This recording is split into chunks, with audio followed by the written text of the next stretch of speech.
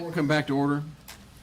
And I apologize for the inconvenience, but our IT department has us back up and running. That I think will be a separate connection when you get to the website on this part of the meeting. But we want to make sure that it's available. That's why we took the time to get it right. And so it'll be there for the public.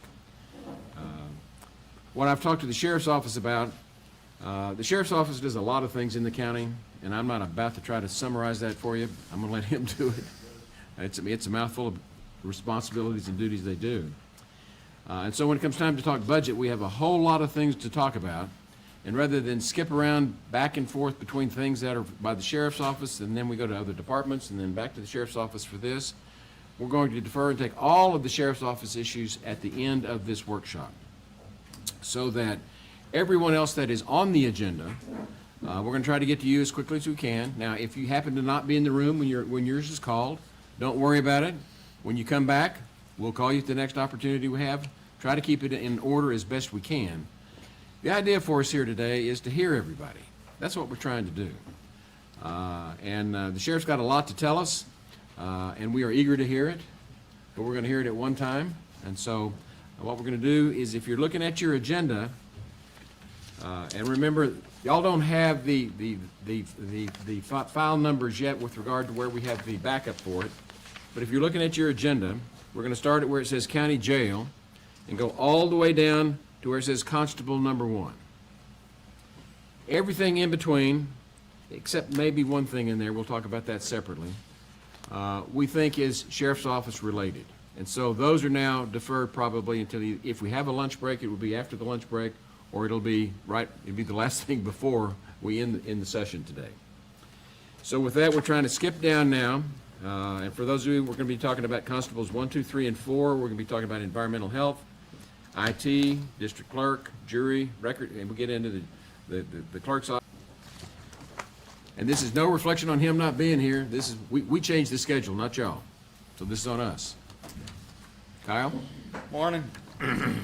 I have it's a one-time budget increase I'm requesting. I feel it's reasonable and prudent, but I also feel that's a long overdue request. A one-time request of $3,200 in operating equipment to outfit myself and my 3 deputy constables with a department-issued duty handgun, holster, and magazine pouches. Currently, all the officers in my department are carrying personally owned weapons. They buy their own duty rigs and ammo pouches, handcuff cases, all that stuff, all at their own expense. You do have the proposal that I submitted, so I'll be as brief as possible. The estimated cost per officer is going to be roughly $800. The guns are on a buy board contract, so that contract is good till March of 27, I believe. Factored in just a little bit in case there's some inflation on the magazine pouches or holsters by the time we would order them. In the packet, in the proposal, there's the cost breakdown, the justification for the department and county issuing weapons versus the individual officers. I think this is win-win for county, my office, and the individual officers themselves.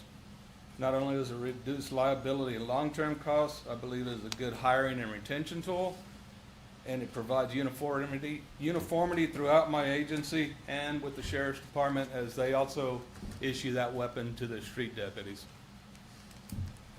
And so if you have any questions, that's my brief, short rundown. If you've got any questions from the proposal. Let me offer some explanation for the public that doesn't know exactly, maybe not exactly why you're doing this. You are retired. One time, yes. I know. Well, but you're a licensed peace officer, licensed to carry a weapon in state. PD, Ingram PD. Right. Yes. And as such, you have the authority to be able to oversee licenses that are supervised by your office. You can supervise those. Yes, sir. And we have other offices, and we're going to talk about animal control and environmental, that are these licensed peace officers. They've got their licenses. Yes, sir. They Okay. fall under my office. and they do not fall under KCSO. And so we need somebody to sponsor them. We ask you to do it. You're doing it. You're asking us now to get them the weapons and the maintenance to go with those weapons, is right? Yes, sir. Okay. We know what we're talking about. I want to make sure the public knew what we were talking about. This has been an issue for us, ongoing issue for the last, 5 or 10 years, trying to figure out how to do all of this. And what you're saying is that you think it's going to be simpler for us just to go ahead and issue them county-owned weapons that's going to be supervised under your office and your authority, Yes, sir. and be able to oversee those peace officers' licenses and their weapons that way. Yes, sir. Very good. Which I think is efficient. Now, tell us again, the whopping sum it's going to cost the taxpayers how much to do this? I've figured roughly $800 an officer, $3,200. The guns are $533, I believe. The holsters are $189. You lost me at 3,200. I don't need Oh, okay. more detail than that. Okay, $3,200 to outfit it. So the public understands, we're talking about something that we've had bubble gum and baling wire solutions for the last decade. And we lean on our officers, and they do this individually. This is merely an attempt and I appreciate your effort here, Kyle, to bring this to a head so that we get this back under the county umbrella, we get back under the county, rather than trying to piece these things out like we have one at a time, which has just been kind of chaotic at times. And there are liabilities associated with it that I really don't want to spend a whole lot of time talking about liabilities to the public, but there can be liabilities, because if something happens and a gun gets seized as evidence in a case, we might not be able to pull that gun out for 2 or 3 years in a case.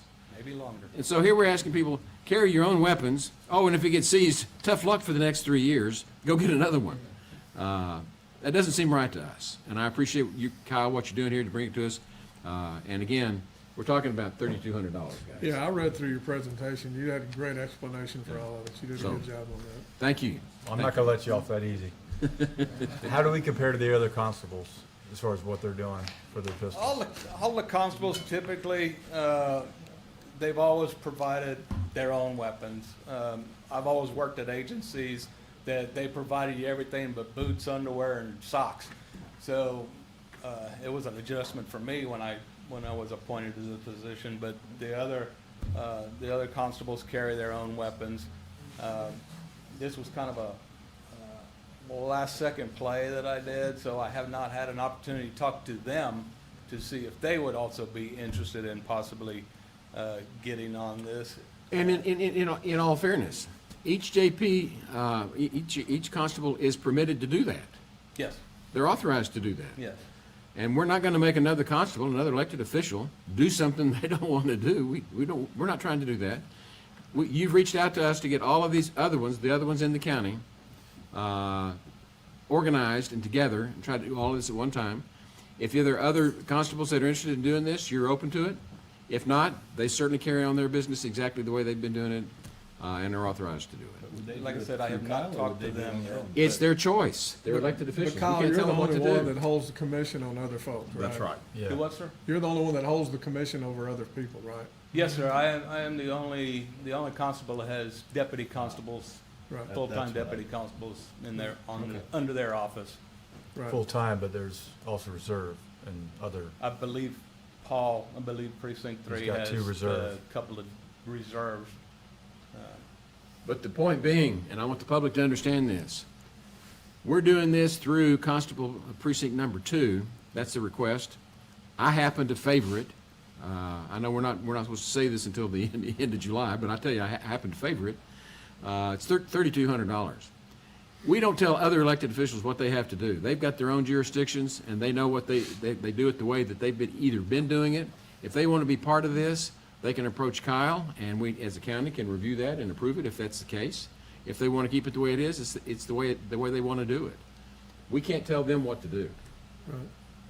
And I'm looking at my JPs out there, so y'all know, and the constables, we can't tell them what to do. They're elected officials. That's, welcome to Texas government. Right. But we do control the purse strings. Yes. Anything else? Thanks, Kyle. Thank you. Great initiative, thank you. Thank you. Who's Who's next? Constable 3. Move on. Brad's here. Brad? 4. 4. Move on to 4. Good morning. We're not telling you what to do. Okay. But you are keeping me from doing some things, such as a reporting system I need. I don't have that at all. But my request is, besides the reporting, is more postage. I'm required, we're all required to mail certain things at certain times. We can't even buy a book of stamps for $25. And that's all my budget required, or is set for. And so I'd like that increased, and the fuel, obviously because of the prices, but it's just $1,500 I set in my office because I can't go on all of precinct 4. Well, Precinct 4 only covers 2/3 of the county. What's the problem? I know. I don't know. We got 1,100 square miles of county, and you got 2/3 of it, and you need more money for fuel this coming budget. But you I'm put, shocked. did you not, it looks like your request for next year budget's the same as you had last year. I don't use Encode. Okay. So it's gonna be the Yeah, same. because you're asking for small increases on stuff, but I'm not seeing it. That's really. You're right. Yeah, it's because I don't use Encode. We don't do that. The auditor's office does it for us. Who does? The auditor. Or So- Joy. So it's not in here? And so we get a bill in, a gas bill or whatever, then we take it to her and she does the paperwork. But we're gonna need it reflected in this at some point. To my knowledge, we have not received any information on the dollar amounts of increases that you requested. No. Do you have those amounts right now? Can you jot them down? No. Let's do this. I see what's going on. I don't use Encode either, but let me tell you, the boss does. Yeah. So I know where you're coming from. Get together with the auditor's office and be able to get them the information. It has to go, what you're asking for in the way of postage has not found its way into these documents that we're looking at to consider as a court, because it hasn't been processed through Encode, and so I'm looking at the auditor. She knows what she needs. Get together with her after this. Y'all figure it out, and by the time we have another, be able to come back and have our final hearing, final workshops, be able to tell us these differences. We understand postage and we understand fuel. There's nothing new about that, but just work with them to get it so that it gets included in the Encode presentation to the court. All right. Okay? Okay. All good. Anything else? Nope. Good, thank you. This moves on to environmental health.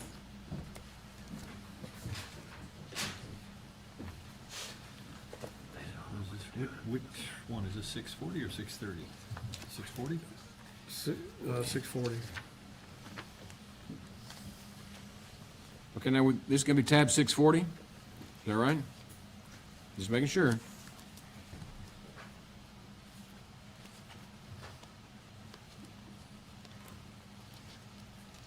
Yep.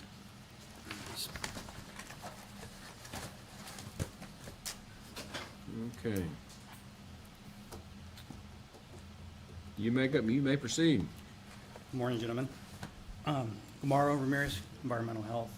So to align with projected expenditures with operational needs and maintaining physical responsibility, we're proposing the following budget. I'm sorry, I can't hear you. You gotta said speak up. to- That speaker doesn't work for Oh, us does it? up here, Okay. just on All YouTube. right. To align with the expenditures with the operational needs while maintaining physical responsibility, we're proposing the following budget amendments.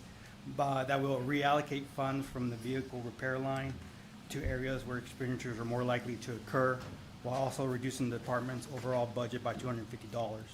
The approach ensures resources are aligned with operational priorities and demonstrates physical management.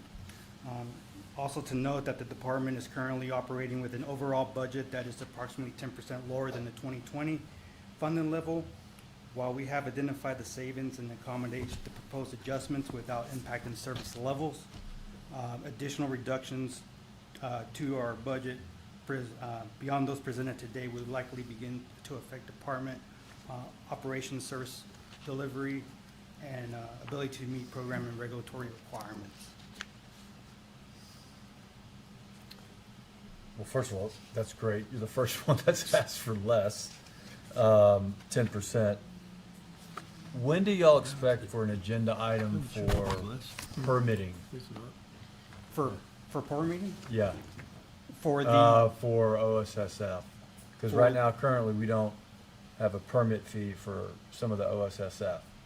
so we do have permit fees for any OSSF that's installed in the county, that's going through, that's getting licensed. We are in the process of getting, through TCEQ and through the Commissioner's Court to have all systems permitted within the county, so that will bring in additional funding to the general fund. Yeah, and that's what I wanted to openly discuss in front of everyone, is you intend to permit at the same level as other counties. Currently, we don't. I know you're gonna explain that later in future agenda items, but I like to always kind of warm up the court with what's coming. So, that's additional revenue streams, not taxation, but a permitting. Correct. I mean, it's not indicated on here because this is No, it's budget, not. but No, it's not. for additional revenue streams, we expect that to come? Yes. And be briefed later at a Commissioner's Court? Correct. Okay. Yeah, so overall, $250 is what we'll be end up saving at the end, with the new proposal as far as moving money from one line item to others. The 10% reduction was done in 2020. We haven't asked for any of that back, but anything less than what we're operating now with the $250 reduction, we feel that it may impact operational needs at that point. Well, to clarify so that the public doesn't get confused. You're here today asking us to look at the proposed FY budget for FY 26-27, right? Correct. And we start with the end of this year's budget, and then we project through what we expect next year's budget to be. And bottom line, you've come to us with a very lean request of even a few dollars less than your current FY 25-26 budget, Correct. which is not lost on us. Yep. And I'm looking at my environmental people out there to tell you, we're paying attention. Thank you. We understand. This is a tough year for us. Well, and most of their budget is consumed in salaries and staff and insurance. I understand, I Now, understand. insurance that. is the one that we probably ought to be talking about as a whole. Insurance rates keep going up at ridiculous percentages. Well, we're not gonna talk That's about not something here. that's not on the agenda. They're not asking for it. They're doing a good job. No, I'm I- complimenting that's them on fine. what they're doing and trying to move on to the things that we need to be talking about. Now, with regard to the permitting, I understand where you're coming from, Commissioner, and we are expecting a significant change in our permitting paradigm and the way we approach it, to include greater fees, higher fees. That is yet to come. That's not to be decided in this budget cycle. But we are priming the public for, there will be substantial increases in permitting fees, which we also appreciate that we've segregated between this FY 25-26, 26-27, and we'll deal with that at that time. But thank you. Anything else you want to tell us? We're proud of the way you run your department. So, department's run by Ashley Batters. I'm just here to support her. Well, Good but job. let me put it this way. Y'all have an unusually composed team, and you work well together, and we appreciate that. Okay, thank you. Thank you, gentlemen. Thanks, Mario. Then, next department on the list is IT, and I think you want to talk to us.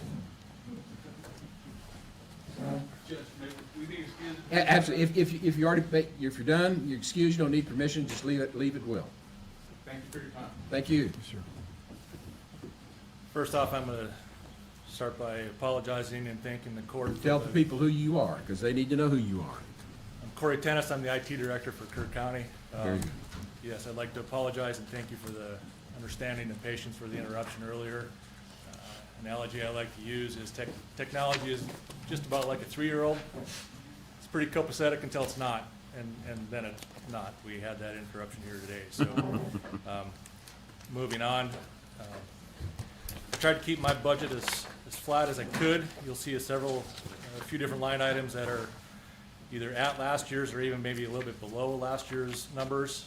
Some categories I could not keep flat, mainly due to utility inflation. So I anticipated 5% increase in those areas. Line 420 is my phone line. That's up for all the phone bills throughout the county. There's your standard 5% increase there. There is a little bit of a jump there with a change in operations with Road and Bridge. They'll be adding several cell phones to their departments, mainly for communications while they're out in the field. That also helps bridge the gap for multi-factor authentication. I've had several conversations with the directors out there, and we're all on the same page on moving forward with that venue. Corey, let me kind of cut to the chase with you. Yes, sir. You're a really smart guy, smarter than most of us in this room. I look at your budget, and it looks like to me it's pretty much the same, except for about a little bit more than 380, 390? Something like that. $300,000 plus. Tell us what that's for and why we need it. Other than that, you've managed the budget well. So we've got that. Okay. Tell us why we need to find more money in our budget for your department next year. Looks like it starts around item 500. Yeah. Actually, the big jump is line 570. 500 stays fairly flat. In fact, actually, that one, 500 bottoms out just a little bit, mainly to the expiration of a couple Yep. couple I see it right contracts there. and some software renewals. So the big jump, obviously, is the 570. It's a capital outlay. This is an unforeseen expense, and we need this to save our bacon, right? Yes, sir. We Tell have us that. without getting real deep into the specifics, we've got a number of aging servers that really, they're unsupported.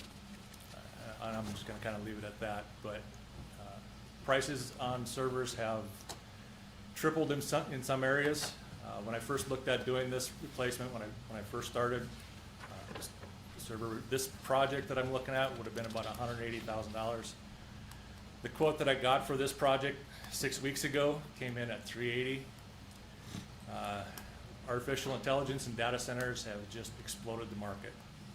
Some replacement hard drives I was looking at just a year ago went from $700 to $1,400. I'm asking for a possible expenditure of roughly $510,000 to retire and replace 3 different file servers into a singular server. This helps modernize us and protect us moving forward, and it helps with efficiency of operations and how we maintain our PII, privacy information, our CGIS information. You know, it's not just the courthouse servers that we're replacing. We're also replacing some stuff over the sheriff's department. They cannot operate in a secure environment unless we replace those CGIS servers. That's point Now, blank. just to cut to the chase, Yes, sir. I have a lot of respect for you, Corey. Thank you. Appreciate that. And you've tried to talk to me about this about 3 or 4 times. And each time I've kind of put you off, I've read it. You are telling us what we need to hear in the most polite and professional manner possible, without telling us that your hair's on fire, because it can't be, right, in your case. Right. Yes, sir. Texas code actually allows us to go into executive sessions for more specific. But I'm telling the public and my fellow commissioners, what little I have left, my hair's on fire to protect the county. And without these expenditures, we could be dangerously vulnerable. This is a absolute no-brainer. Thank you for your professionalism. Thank you for your diligence on this. I don't need to hear anything else. I know where we're coming from. We may have a debate about it, but today, we understand the ask. Trust me. Thank you. Is there anything else? Any other questions for him? I've tried to get him treated like an old car and just keep it running, but he doesn't seem to think that'll work, so. We're past baling gum and I know. baling wire and bubble gum. We I can't get do it. that. Yeah, the risk is higher, unfortunately, with old Yeah. hardware. These are And existential that's something you issues. can discuss risk later in executive session, I assume. Yeah. Yes. copier contract. I'm looking for it, didn't see it.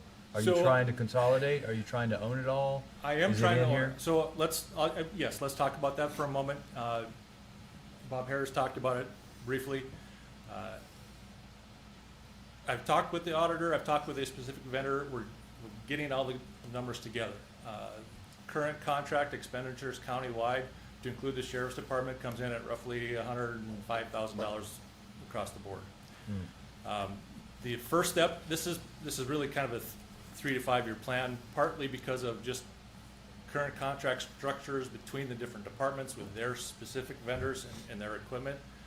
So the first step would be to actually consolidate that into one line item in my budget, which I have not yet done. Talking with Tanya in the auditor's office, we can get those numbers from the different departments and then put them into one line item. And I think that would be valuable information for us to have moving forward. Once we have that number, then we can actually really kind of, we can start absorbing those contracts into a singular contract. And we're actually starting to do that with the new animal control building. Regan has talked with the vendor that we are talking about. I'm also working with County Court of Law. Their contract has expired, so we're slowly migrating into that venue. But Sir? to clarify, this is a vital and crucial issue. We understand that. But for this budget cycle, for this budget workshop, while we need to get to all of those things, we're not there today. I need to get that what that number fully looks like, and yes. Do you want to get, is that going to be for this budget cycle? This cycle, it's a matter of putting it into my budget, which we have not yet done, because I have not been able to pull those And numbers. my question to you is, are we trying to put it in your budget this cycle, or are we waiting to put it in next year's FY? This coming cycle. Yes, sir. FY Corey, it 26. sounds like Okay, good. you'll be Then- phasing it in. Then you bring because that of information back to contract. us. Yes, sir. We'll come back and, when you have that supplemental information, we'll put you at the top of the list. We are hoping there is savings to be achieved by economies of scale. That's And I'm not seeing a lot of dirty looks from around the room at Yeah. you on copier. I think people probably appreciate you doing that. so I've thank got you. very little pushback from the different departments Cool. about this, so it's been a good pretty thing. good. So, but I do want to close with one final topic, and that is the salary correction for my department. So I have presented this information to you guys. I'm saying it out loud now. 2 years ago, you guys hired out a salary study. The numbers that came back out of that put my department 15% below my peers. My own local study actually had us at 43% below our peers. So the correction that I'm actually asking for isn't just so much a dollar amount, it's actually a step and grade correction as well, based off of their duties and their education and their experience. I'll have to resend you the numbers that I modified here this last week, because what I sent you was just a little bit off, but even those step and grade numbers still come in below that salary study by probably 3%. So I was challenged 2 years ago, right here in this court, to prove my worth. And over the course of those last 2 years, I've heard nothing but praise, not just from you guys, but from every department in this county. We've implemented social engineering to help our cybersecurity amongst the end users. I've taken a department that's been stale, stagnant, and basically unresponsive for the last 10 years into an environment now that people actually look to us and are happy to see my team.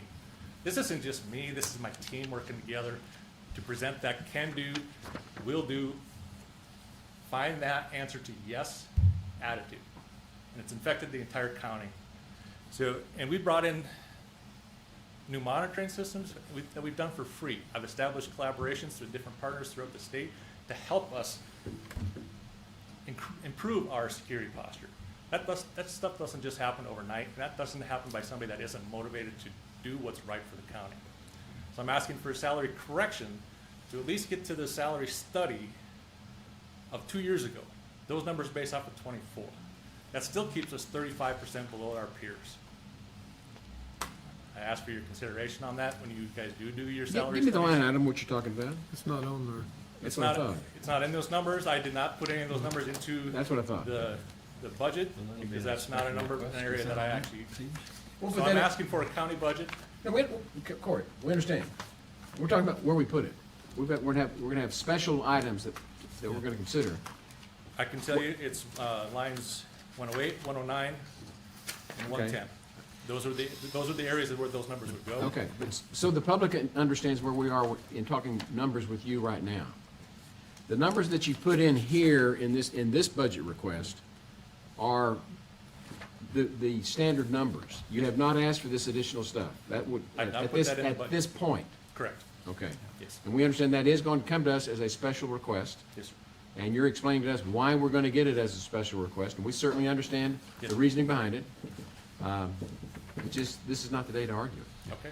I'm just presenting my case today. Well. You wanted we- the information this and- morning. And we understand, but that's the reason why we have these workshops, is for you to come tell us your ask. And to tell us, here is my basic ask, but it's time to it's time to pay the piper for the work you've done, Yes, sir. right? Yes, sir. I understand, Thank you. okay? That's And we all I understand have. you're gonna be back. I want the public to understand, this is not it yet. It's coming. Yes, sir. Thank you. Right now, we only have sheriff and veteran services, so they need to add it in here. Yeah.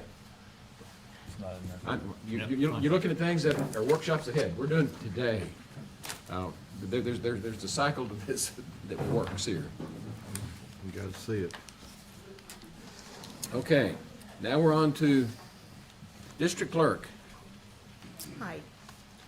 Univay Boblick, District Clerk. Are you buckled in? I'm ready. Are you buckled in? Okay, just want to make sure. Yeah, I'm teasing a little bit, but this is your first rodeo, right? it is, and a Okay. quick one. Okay, well, relax. We're not, we don't kill our people, okay? I know. We're going to listen today.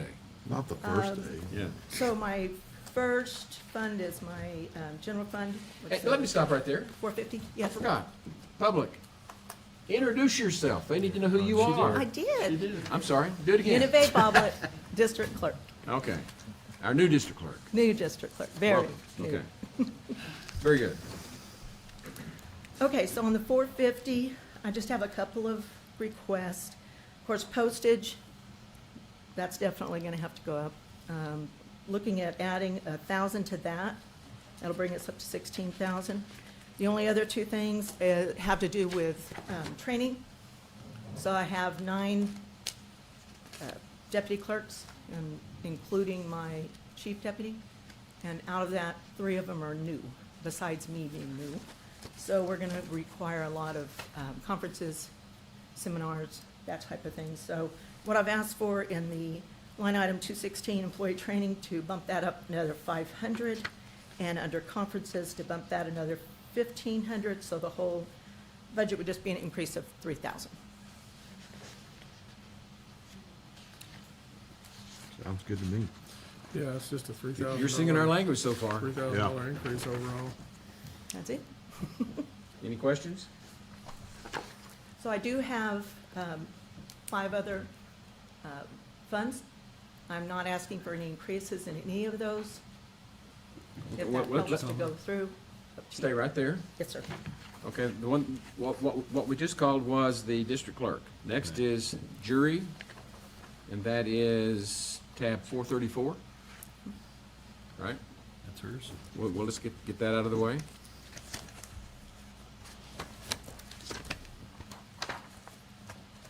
Okay, that's one of yours. Yes, sir. No change? No change. Good work. Next one is tab 28, which is records management and preservation.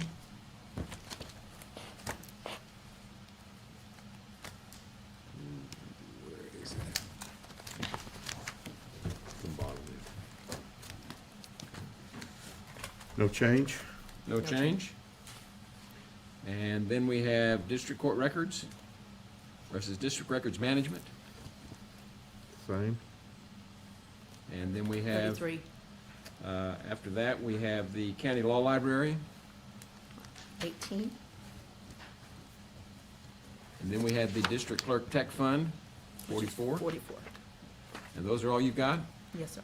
And you didn't change any of those? No, sir. God bless you. Thank It's making our job Yeah, easy. you're making this real difficult, Univay. you. Sorry. But no, this is a real great start. This is a great start, so, thank you. Thank We're you. looking forward to it. Appreciate And it. smiling. Okay. That takes us down to road and bridge.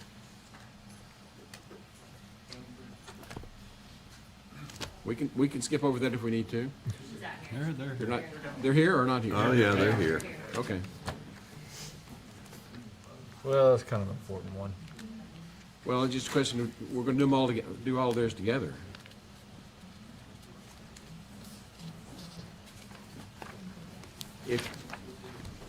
If y'all need a few more minutes, let us know. We'll go on to something else. If you're ready to go, we're ready to They've start. been ready. Okay. Kelly's telling me she's ready to start. Okay, Crystal's gonna hand out,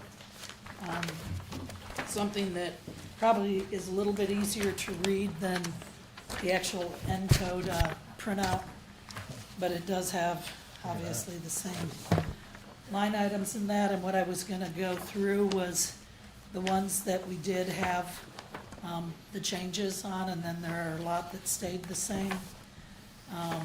Somebody not get one? Once you all get it, I Okay, that's- can start going through.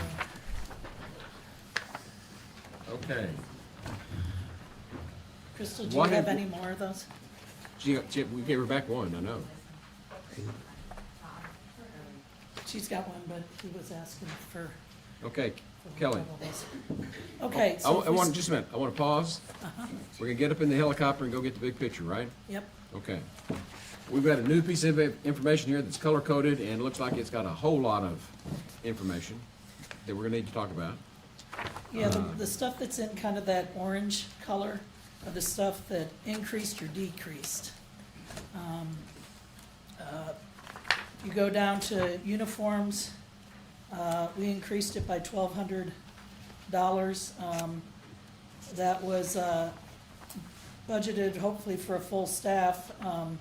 Boots, $20 or $200 a pair, and Cintas, annual increase is 3%.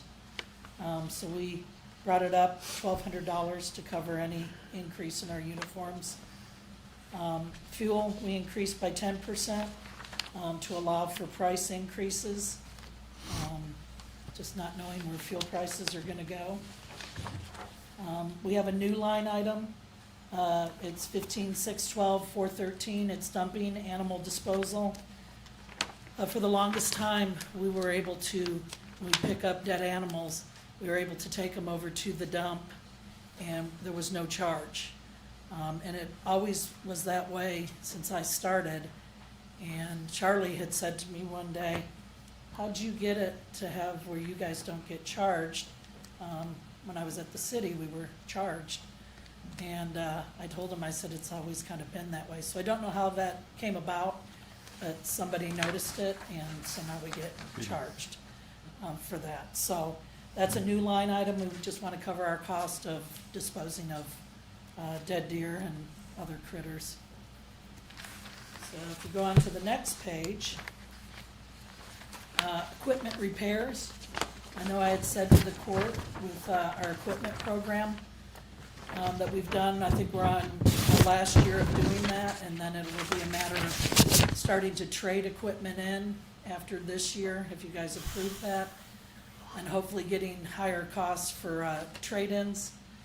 But I did tell you that our equipment repairs should steadily go down. And I think at one time it was at 165,000, and this year we're gonna bring it down now another 20,000. So we're gonna go from 150 to 130,000. So we've reduced our equipment repairs, and that's the things that go on in the mechanic shop over at Road and Bridge. A lot of that is due to having newer equipment. You're not having to do as much work on them. Everything usually is under warranty on that new equipment. The oil changes is really what the major cost on the newer equipment is. And rotating out the equipment, hopefully on some of that stuff, we don't start running into a bunch of tire changes and stuff like that on that equipment too. Because that gets really, really expensive when you start changing out 6 tires on a motor grader or 4 tires on a wheel loader. Those tires get expensive. I think, this was a couple years ago, but one of the wheel loader tires was over $600 for one tire. So, that newer equipment does help. I know it costs us money to have it, but I do really truly believe in the long run, you do save money. You're not just throwing money at equipment trying to repair it because it's 10, 15 years old. The tires, and tire repair, we dropped it $10,000, the newer equipment. Trend supports this reduction. You still do have tires that need to be replaced, but we did drop it by 10,000. Flood damages, and repairs, we increased it by 5,000 up to 30, it was 25. Material costs have gone up, and we've noticed that through the July 4th flood. Equipment rental, we went up 7,000 Can on I that ask one. about the Yes, flood sir. damage repair? Uh-huh. So that's still stuff from this last flood that is gonna be done in the next budget? Or is this just No, in we case just there's a flood? Through the flood and the repairs and the different things we've Routine. done, we've seen how much the material costs have gone Routine up. flood. It was just the event that we noticed how much that equipment, material costs have gone up. Equipment rental, we added 7 onto that. It's to allow for short-term rental of equipment that we use, for the chip seal program. We can use that if we have a piece of equipment go down, to rent. Our main thing that we've been using for equipment rental is we rent that soil stabilizer. It's a Vertgen machine. They're very, very expensive pieces of equipment. I would not ever recommend purchasing one for the county. They're probably $750,000. But we use that if we've got a road that needs to be totally reworked. It goes in there, it grinds everything up. I think it's 6 feet wide, the drum on it, and we can cover a lot of ground with it. And so that is the main part of our rental, but we also have some extra money in there in case we have a piece of equipment, or like what happened with the vandalization of some of our equipment, to have some extra money if we do need to rent equipment. The lease copier, that went away because IT is gonna take over, I guess, on the copiers for all the departments, so obviously we put We're hopeful. 0 in there. We're What's that? hopeful. It's Yeah. just, it's not in his budget yet. Yeah. Yeah. But Was it still not in your Is it in budget. your numbers, though? I don't. Is it? Okay. Okay, good. And we're good with it. We're glad that he's gonna take that over. That's great. Let's say capital lease payments. I know that's not in orange, but that's for the supervisor trucks that we have. We lease them. I think it's next fiscal year that the lease will come up on those. And so, is it 2 more years? Okay. So we'll have to renew those leases, but that has proven to be a good thing, having those trucks and have newer trucks. Again, not having to do a bunch of repairs on older units. That becomes very challenging, trying to find parts for stuff that's 15 years old. Go down to the software maintenance. We dropped this by $21,400. We went through and there was some software that showed up in our shop, and nobody knew exactly where that software was coming from. And since Tony has gone, it probably was something with Tony. We took it out, so we dropped that by $21,400. The coal mix, which is our most expensive material, it's about $100 a ton. That's what we use to put patches in for potholes. It also is used if we've got a large area to patch or level up, getting the road prepped for seal coat.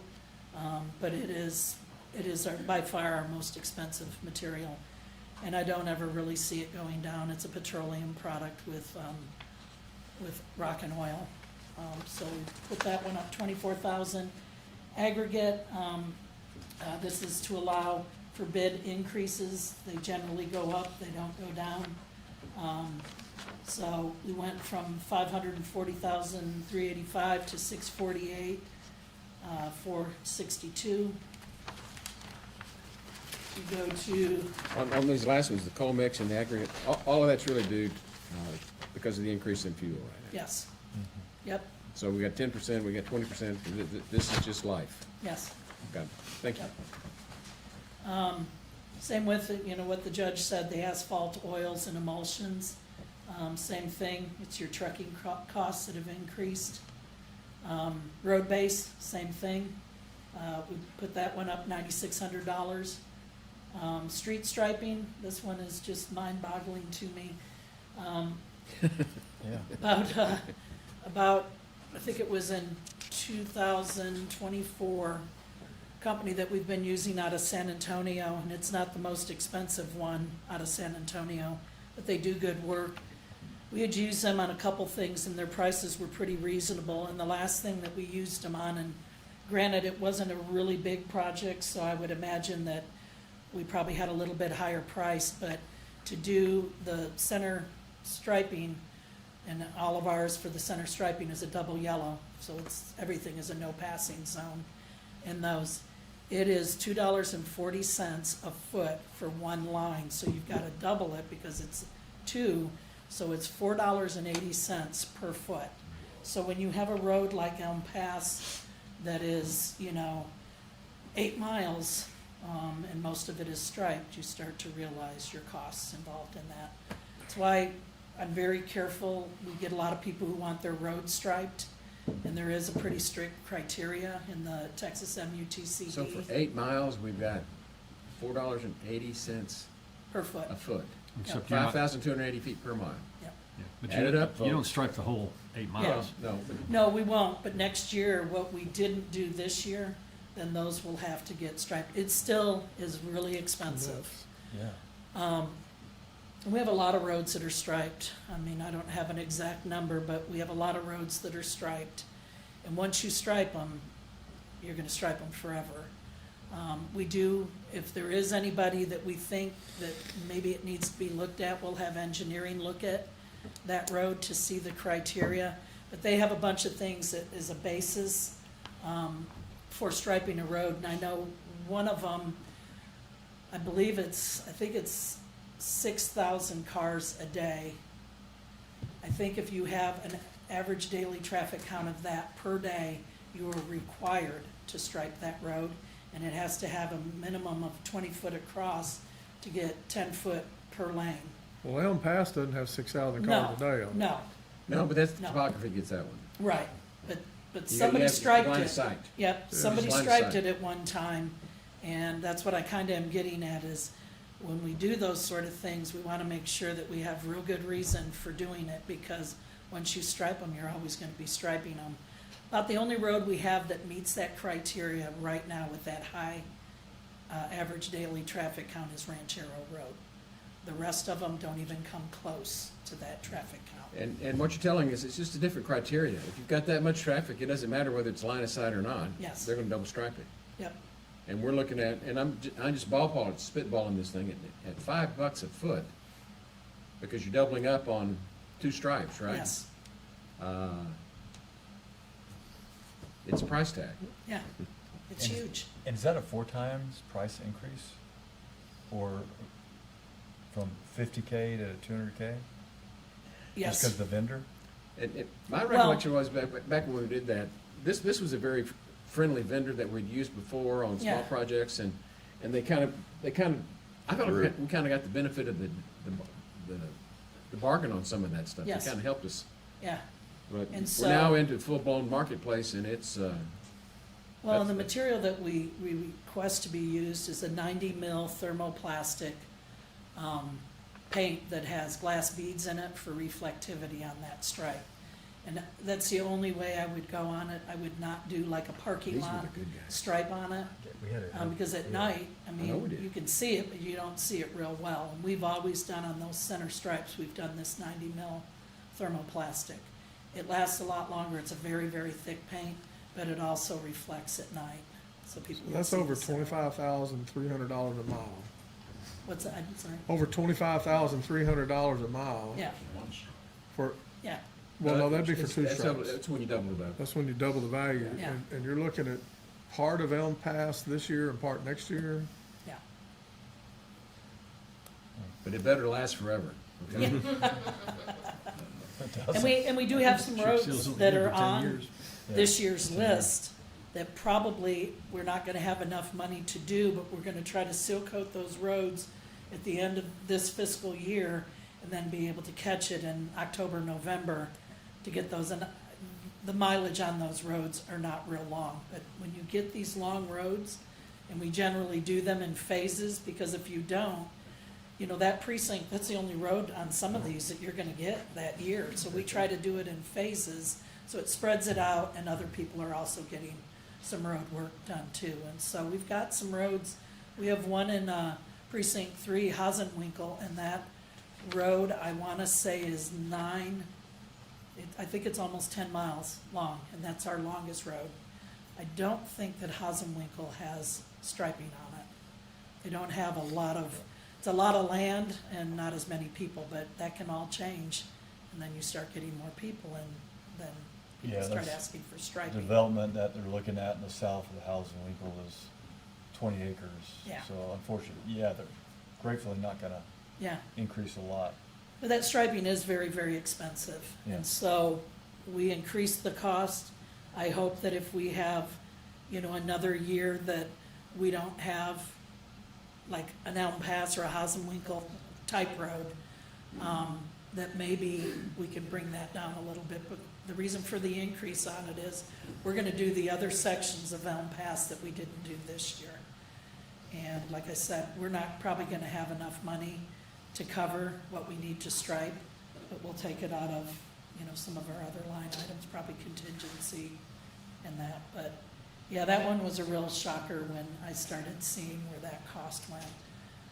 But we're gonna get some quotes on it. We're hoping we can keep it under 100,000, so we don't have to go out for the formal bid. But, we've got a number of striping contractors that we're going to send what we've got and see if we can't get some other people involved in this and get some competitive numbers. I wish somebody would do that here in Kerr County.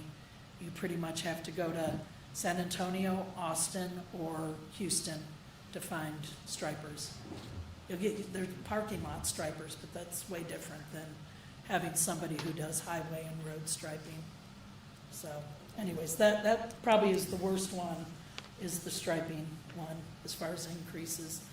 Guardrail, I think we all saw where guardrail costs went from the flood. The bad thing about with the flood is that there was significant damage at 4 locations. And so when they went in to see what needed to be done to repair it, some of our locations, the guardrail is no longer supported as far as what you can do to install. And so you have to upgrade to whatever is the new one. Guardrail is a never-ending lawsuit. There is always lawsuits going on about guardrail because of accidents. And eventually, over time, your guardrail can become obsolete. And this So- is above and beyond what we had in our FEMA?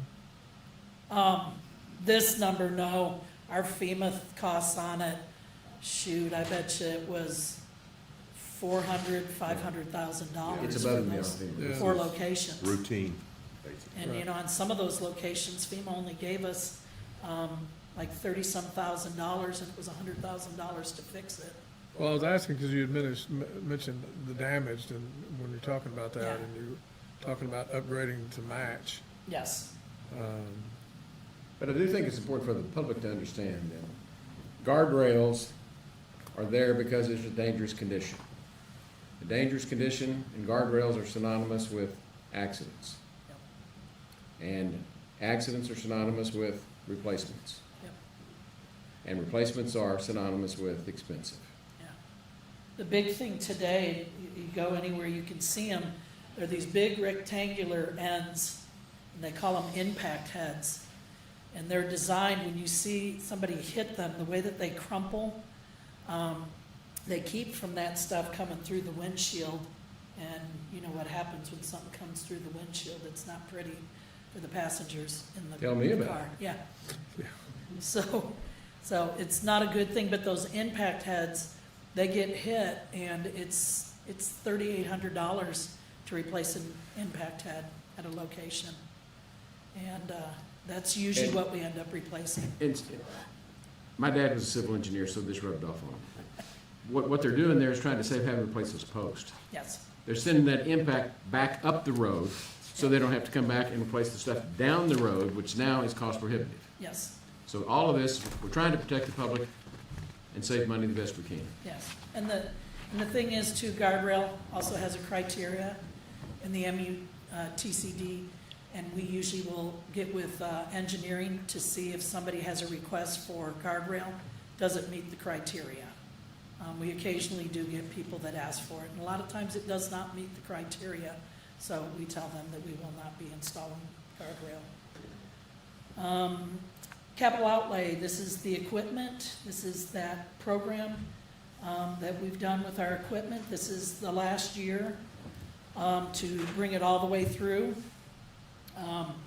Usually is about 2.2 million. This is at 1.66. And then the following year would be once we go to do replacements. So, you know, this equipment, the heavy equipment, would be getting traded in when it's 5 years old instead of 15 years old. But this is the last of that program that we've carried through, and now it would be a matter of starting to trade this stuff in and replace it. And I think, I truly do think that's when the county is really gonna see the savings, is because this equipment will not have enormous hours on it, and it will have a much higher value to it. But if you keep it long-term like we have on equipment, it becomes very difficult to try to find parts for a 15-year-old. This is kind of wrapping up that plan we put in place a few years Yes, back. it is. And this would be the Which was last. good and helpful and Yes. cost-effective for the county. Yes. And this would be the last year of it. Cave Springs Recon. We had put this in last year's budget, same amount, $650,000. This is where we contract out to rebuild a road that the substructure of the road is gone and it needs to be Rebuilt. replaced. And it was taken out because of the flood, which I think we all understood, but we're putting it back in, and this would be up in Precinct 4 in the Cave Springs area. A lot of people call it Canyon Springs, up by Shoemaker Crossing. $650,000 does not go real far. I'm just gonna let you know on that. You maybe get, and it all depends on the width of the road, but if we call it a 20-foot wide road, you might get maybe 2 miles out of that, out of 650. That's Canyon Springs? Yeah. I think this would finish up or be close to finishing up the roads in Canyon Springs. A lot of them we've done ourselves, but these are total reconstruction. So we put it back in. Like I said, we had put it in last year's budget. Flat Rock Park, all we did was a stretch from the flood. I think there was 4 or 5 sections that FEMA had stated that they would only cover those sections because they felt those were the only areas that were damaged. But while we were there, we did from the start of what FEMA would cover to the end of what FEMA would cover, and we did everything in between to get that stretch done. But there is another section of that that would need another chip seal, and we put in $9,683 on that. And that, I think, would finish up the Flat Rock Park chip seal. The Hill Country Youth Exhibit Center. The guys, Donnie and Robert, keep telling me that parking lot is starting to fall apart. You may look at it and go, it looks perfectly fine to me, but there are sections that are starting to fall apart. And the big thing is... They're telling you the truth. Yeah. Oh, yeah. If you don't, then these go into total reconstruction. And I can tell you, total reconstruction, you could probably take whatever it costs to chip seal it and prep it, and probably times it by 5 if you're gonna do a total reconstruction on it. So the whole thing is to try to get things with a new surface on it before they get to that point that water's been able to get up underneath it, and then you start having base failures. So that would be for that project. We also included in that little alleyway, really hard to get a chip spreader in that little alleyway. So I had one of our guys that does work on the side kind of estimate and concrete, and to concrete that and be done with it, that little alleyway. So, I mean, that could be taken out of this 187, but that is to redo that. Then it would have to be restriped. And that's just something to think about. This does not cover any striping. Usually the maintenance department is the one that gets the striping. This is solely for the surface of the parking lot. And you have to have striping out there. I Yeah. mean, otherwise, it's a mixed match. Depends on what it costs from what stripe it is. Well, it wouldn't be that. You Say could probably striping get as the somebody, road. I don't know Right. for sure, but I think that there are some folks that do parking lot striping that are probably a little bit closer to here, that you're not gonna have these tremendous costs. And like I said, I've never seen anybody do a 90 mil thermoplastic parking lot striping. And so you're doing more of just a paint Well, Kelly, on that. looking at this youth event center parking lot, it looks like to me the real takeaway is we either have to choose to continue to patch and maintain or replace at 5 times the cost of what it is to maintain it right now. Yes, That's kind of a catch-22 for us, isn't it? yep, We're chasing our tail, yep. but it's got to be done. And the last time that we chip sealed it was when that addition was put on. And like I've said before, the thing is about like parking lots, and roads, really with roads, there's 3 different types of traffic. You've got a road that doesn't have much traffic on it, because you don't have a lot of people who live on that road, and it tends to grow a lot of vegetation, and that vegetation loves the asphalt material with the petroleum-type products. It's like fertilizer to it. And that vegetation just keeps growing to the center. Well, once you've got that, if you try to remove that, it just crumbles. And then you've got a road that is the perfect amount of traffic. It's not too much and it's not too little. That's gonna have your longevity. Your road, that surface should move a little bit, and that's a good thing, because you don't want it to oxidize from the heat and the sun, and then it starts cracking and breaking, and you start getting the cracks in it, and every time it rains or freezes, you get that up underneath the surface. And that's what happened in Winter Storm Uri, is that the surface of the road opened up, and for those 8 days, it freeze thaw. So you've got this crack doing this the whole entire, those 8 days, and it's moved so much that it just, it tore the roads apart. And then you've got the road that has way too much traffic, and it's gonna wear. So parking lots, I would put a parking lot more in the category of probably not enough traffic. It has it, but it's not continual. And that to me is the worst one that you can have, is the one that doesn't get continual traffic on it. It gets quite a bit, but it's not like a roadway that is constantly having cars drive on it. And Kelly, what I'm hearing is, we're probably better off to go ahead and embark upon this repairing every few years, because that may be the most cost-effective maintenance of that parking lot long-term. It is.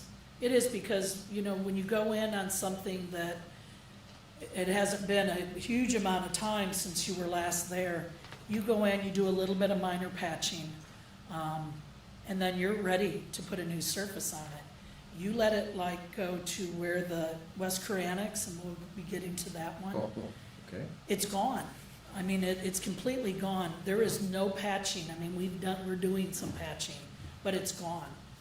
And so your whole thing is to try to avoid getting to that point, because that's when the cost becomes tremendous, and obviously it takes a lot longer. It does not take much time. It would not take us a huge amount of time to go in there if all we have to do is put a new surface on it.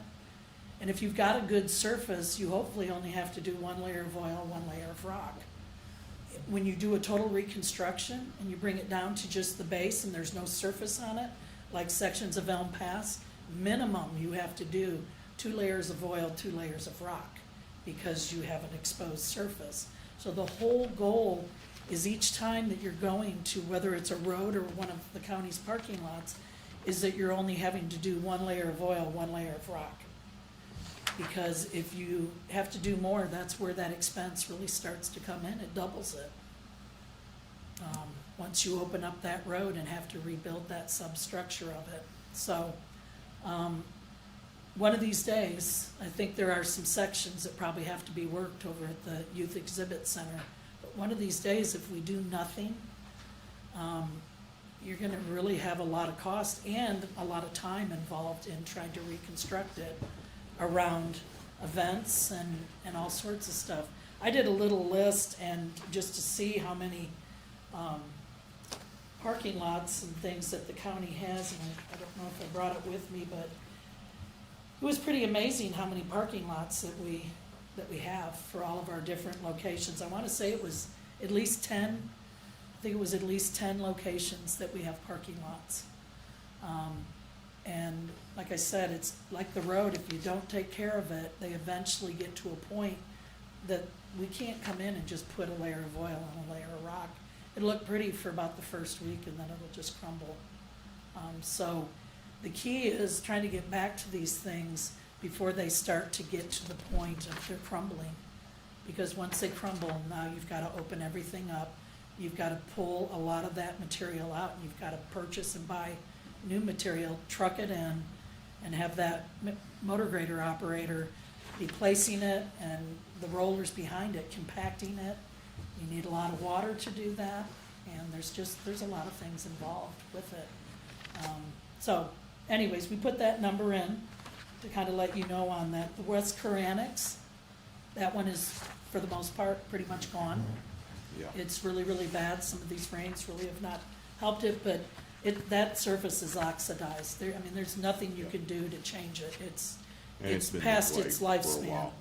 while. We had a higher number in, before we had 80,429.27, but that also included some fencing, that Road and Bridge was gonna do, because there's an area that we had talked with Commissioner Harris that's on the back side of it, that we might be able to store some materials, and some equipment, and we were gonna fence it in. So we took that money to fence, which was, $38,440, and we put it in maintenance facility and decided that that probably wouldn't be real fair for us to pass the cost on for the parking lot, that really is something for Road and Bridge. So we took that money out. It's still in the budget, Okay. but we put it under maintenance facility, so it's more of something that's gonna benefit That was Road gonna and be- Bridge. But it's still in the budget. Yes, And while we're on that, when we looked at that area that you are talking about fencing, you would also have to include a drive around the back. yes, Is and that included? that includes it, Okay. yes, So that. But it's in the budget, that's what's important. yes, yes. It's all in the budget, it's just that last year we had it in, and we just had it in as that 80,000, and we decided really that's not right for us to do that. So we took it out and put the 38,000 and put that in our maintenance facility budget, and then put the 41,989 under basically one of the county's parking lots. So that's where that number comes from on that. Kelly, on that West Kerr Annex parking lot, it was 42,000, that's a big parking lot. Does that cover reconstructing and chip sealing the whole thing? That would be doing our Or own you work and stuff. Cutting out part of it? No, this is pretty much what Robert and Donnie measured out there, Right. so, You know, being out there That's during good. early It's a big voting parking during lot. primary and stuff, you hear people drive across it, you know how they hit potholes and stuff, it's continuous. Yes. Because the road's so bad. Yes. The parking lot's so bad. there's one that comes off the side of the building that I think brings you out to College, that you had sent me the pictures on, and Oh, gosh, yeah. it's unbelievable. It had rained and it just rutted down the road, and, yeah, it was bad.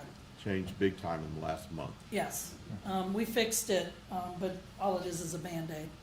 And it's putting that $100 a ton material down, because that's about all you can do. Yeah. And it's a Whatever you did, I Band-Aid. think's gone, It'll pop back out eventually, Okay. but it's enough for safe travel. right? The Eagle Ridge, the guardrails, we spoke with engineering on this and John Hewitt, and we went through the study, that the court had done for Eagle Ridge. And at this point in time, because that property back there, I don't know if they're gonna sell it, if they're trying to sell it or what, but nothing really has happened. And so at this point, we didn't put anything in it because we're really not there as far as the traffic count that would need to be met on it. But we're gonna keep it in there as a placeholder, and someday that big piece of property back there may sell, and we may be back in the same boat. But we did go back and refer to the engineering study that Tetra Tech had done on that location. And so that's why you see why we didn't put any money back in it. Let's see. On the next page, permit and fees. This is out of Fund 22. 2027, first year to pay 30-year permit for the GBRA cost share. And this is for, the bridges and everything, as we've learned through Cade Loop. If we're gonna have to get in the river, you're gonna do a mussel study. And with that, there's a lot of expense. I think we've already seen Cade Loop and the cost of it. This permit is like a shared deal with the local governments. And That's the program we bought into, to Yes. be able to. yes, and they will this. help us through the permitting process.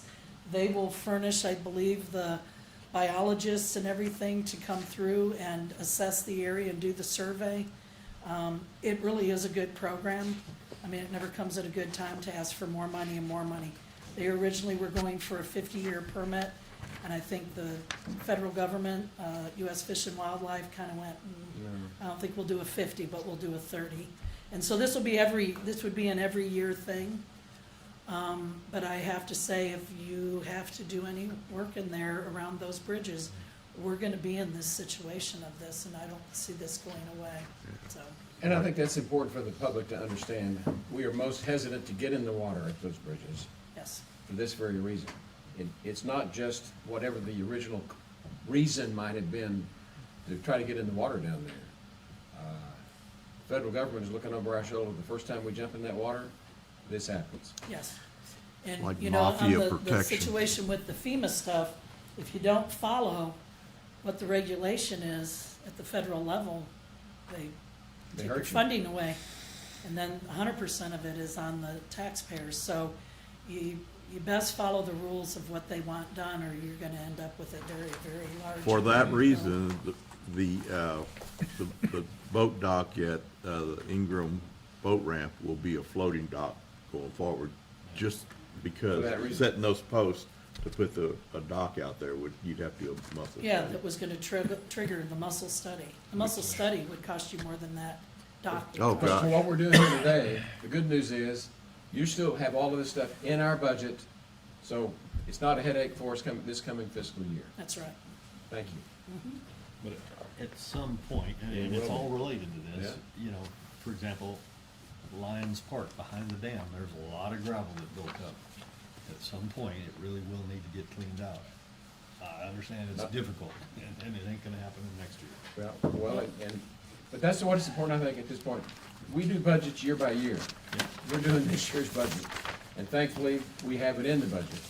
Future years, hold on, it's coming. Yeah. I get a lot of requests for that. Anyway. Well, and we've got 2 out of our 3 dams, the valves do not work on them. Yeah. And that's gonna be something Big that, project. we're gonna be faced with, and I know Charlie was aware of Someday. it, and was like, we're gonna have to address that at 2 of the locations. The other location we do have, it's kind of a makeshift, but it works very well. Flood warning system, I think Jonathan Letts put this in a long time ago, and I think it was talking about when Kendall County was, gonna put in a flood gate, an arm. And I think it might have been at that Cypress Creek location that we redid the concrete crossing. And Kendall County wanted to know if the county was going to put one at the other end, and I don't know if they did it on both sides or if they just did it on their side, but it was like $4,700, and we never have spent it on anything, and so we removed it, is what we did. It was like $4,700. Excuse me, you reclaimed it. Yes. The center point drainage, that's for those 3 easements that John Hewitt, a couple years ago, had done a study on. We've completed the study on it. It's my understanding that on the list that we have of who applied for the grant, The first 25 received the grant, and Kerr County was number 32. So we didn't receive it, but Half and Associates said there's a very good chance for the following year that we will be in line for that. So we're hoping on that. Charlie had put in this $31,250 for the current fiscal year. We didn't know if we might be able to acquire some easements, because we have not acquired any easements in that area yet. So we kept the $31,250, that if we felt like that would be a good time to do that, we would have a little bit of money to be able to acquire some of those easements, because that will need to be done before the work can be done. So hopefully next fiscal year, not this one we're talking about, but the next one, that'll be 27, 28, is that correct? Yeah. That we'll have the grant and be able to move forward with those 3 drainage easements. I think they'll help a lot in Center Point. That really is all that I've got. Those are the ones that we had a lot of changes. There are good notes in here. They're updated notes.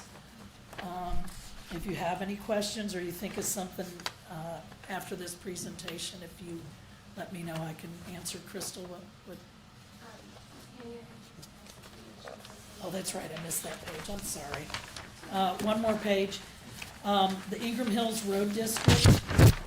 Ingram Hills, many, many years ago, formed a road district, and there was money that was left over from that road district. It can only be spent on Ingram Hills Road. I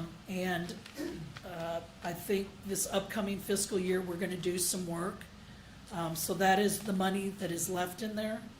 Whether we spend it all, I don't have the answer, but it can only be spent on that, and it's the same with Oak Ridge Road District. That one, I think, is off of Westway. It's not a real long road, it's not like Ingram Hills, but it's got $5,281. So we'd like to eventually get that spent, so Tanya doesn't have to keep tracking that in the budget, and it will help with our budget, not having to spend all of that out of the regular line Right. items. Prudent management. Yep. And then the one that I forgot, but Fund 30 is where Tanya said we should put this under FEMA expenditures. Fall Branch Bridge is the one that we missed the damage. Bobby, Charlie, and Robert and I, on 4th of July, went out to that location. I snapped one picture. I think the picture was taken at 3:09 in the afternoon. The flow was pretty good coming down that creek. None of us said, hey, it looks like we've got a bunch of damage here. So we kind of figured we were okay. And we needed to go out there to meet with the property owner that lives next door to all of this for something else. And when we walked up, we were like, whoa, those gabions are so twisted and mangled. And so this is that late DI that we're hoping that FEMA will accept. I got a couple quotes. Great. Yeah, I got a couple quotes on it. John kind of did a combination of both the quotes. One was solely for all gabions. I wasn't really sure if going with all gabions was gonna be a good idea after kind of what happened. There are good things about the gabions though, as far as slowing the water down. The other quote was a straight quote for all concrete. Concrete speeds it up.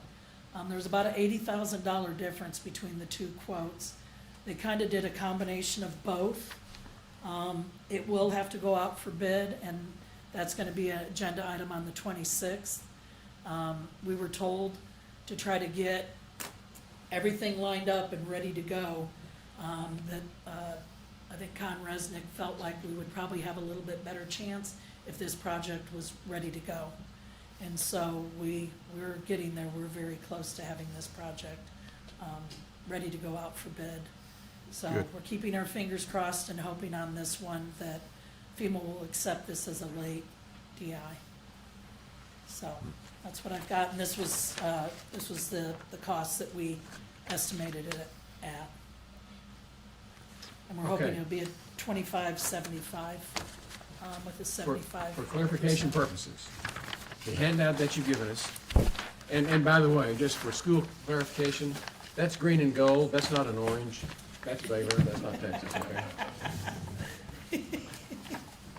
Couldn't help it. Yeah. Looks like Yeah. This covers Fund 15, 20, and 30. And 22, 22, And 22's on here too? yeah. What color was it? It's right up, you got 20, which is the road districts, 30 is Fund 30 is the FEMA, 22 is flood repairs, I believe, isn't that flood control? And then 15. So you have 15, 20, 22, and 30. Okay, good, because I was going through my checklist here. I Yeah. got 15, 20, we got 22. That concludes your presentation? Yep, Very well done, thank you. yep, thank you. Do we need another break? No? Don? Don, do you need another break? I've got to leave at noon, so. I'll always take them. Well, we've got some departures coming for Yeah. lunch and what have you. Let's move on with animal control. We skip Bobby. Oh, I skipped Bobby? Yes, okay. Oh, This is also out of Fund He's 15. gotta just stay with those that brung him, you know. 15. Yeah. Oh, Bobby Gore, Go ahead. Engineering Department. Our budget is very simple. It's also out of 15. Right.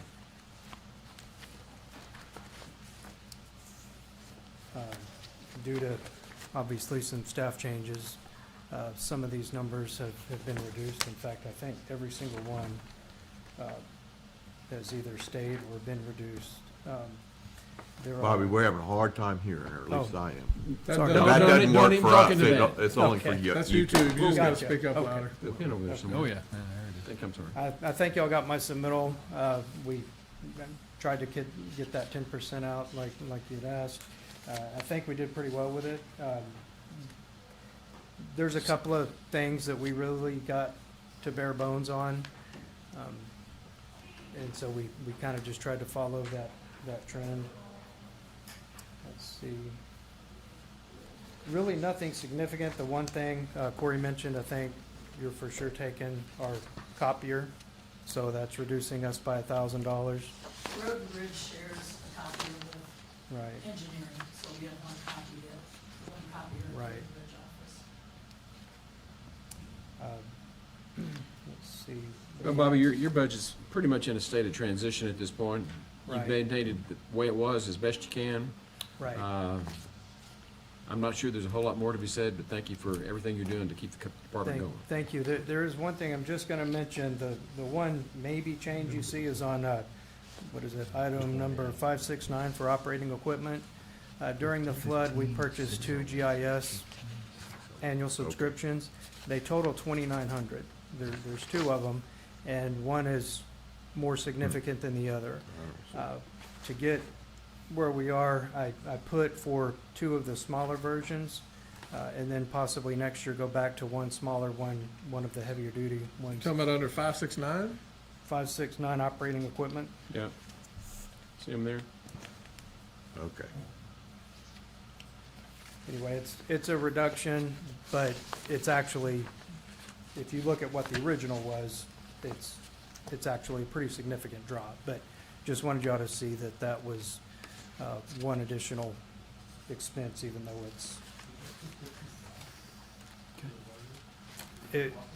it will, that one was 2,200, the other was 700. I put in this year, or this next fiscal year, for 2 of the smaller $700 versions, just for this one year. And that was not previously budgeted because it came in after the flood for some of the extra work we were doing. So just clarification on that larger program that he's talking about, that is a very powerful GIS civil engineering program. And the computer that it's running on is also a high dollar, high performance machine. So, I know Bob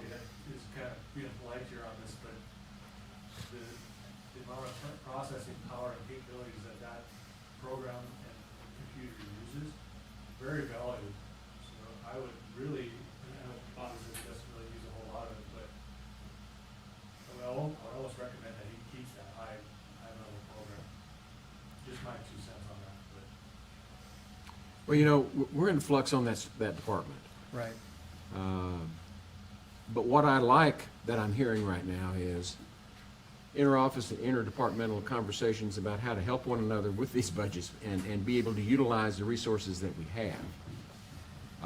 And so as we go through this process, I encourage you all to continue those discussions.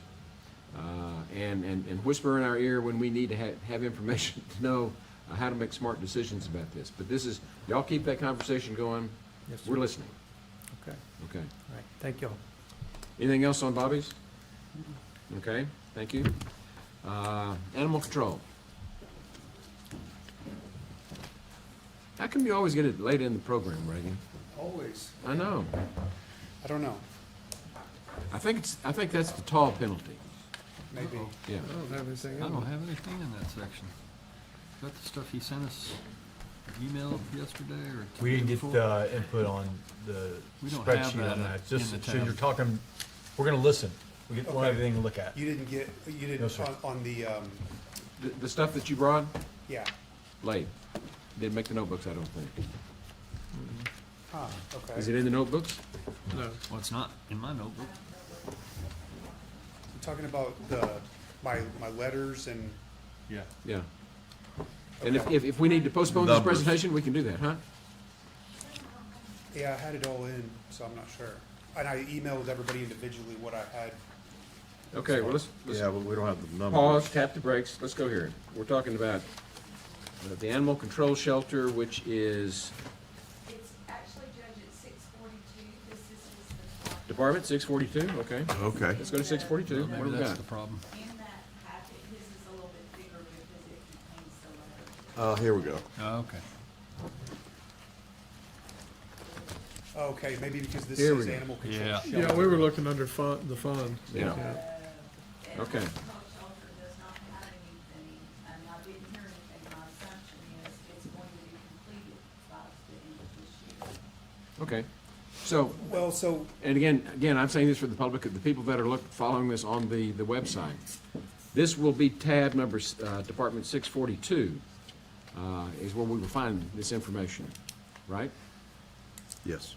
Okay, you may proceed. okay, can I just mention one thing about the animal control shelter real quick? And it's that there is still actively work being paid for out of those line items.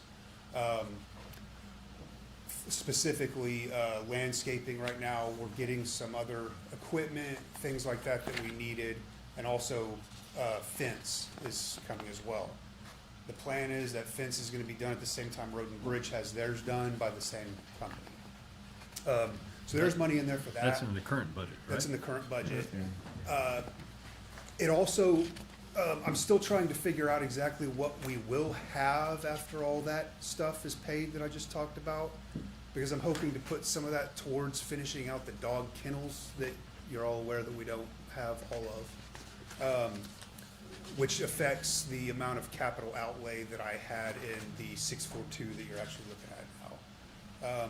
Because if there's any way to use any of that money for some of that, then I won't need that full capital outlay amount. I just don't know what that's gonna look like just yet, with over 4 months left in this budget cycle. But I'm still working on that.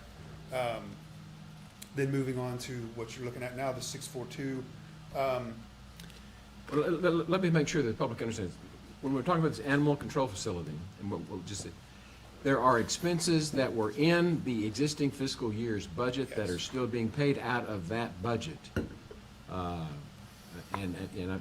That's important distinction for us to understand as we go forward. Now we're moving on to what we're projecting for next year's budget. Yes, sir. Okay. That is correct. So, basically, I have gone up, somewhat in the budget. We've actually added, $600 to our vet services line item. That was due to, the success that we had with our rabies drive. We thought that it was really good, good public turnout there. And Nicole here has suggested we go with a little bit more to be able to hopefully get some other vets around here involved as well. Added $500 to our postage line item. Some of these rabies suspects are pretty pricey to mail. Some of them have been even $150 a piece, and I think a little bit higher depending on weight. You're gonna see in here a bit of a decrease in our vehicle gas, oil, and maintenance. I ran into a little bit of an issue this last year, and I think the reason that you're seeing that big decrease is actually because the county vehicle that I drive was damaged very badly last year in the hailstorm that we had in March. Body shop had it a long time. Some of those payments, paying for that, drug into this year. And I did not move money that had been paid from insurance over to this year. And so I did a budget adjustment request for that to get more, because it ended up being a substantial amount of money, and to keep it from being such a hit to this year's budget, they moved some of that. And so that decrease you're seeing there of like $13,600 is actually because of that, all of that. That's just a one-time deal. Yes, sir. It shouldn't be like that. So pretty much about the same. Well, I took it down by that price. Added 5,000 into the utilities, as Kelly mentioned. One of the things that we are paying for now is dead animal at the dump. We have to pay.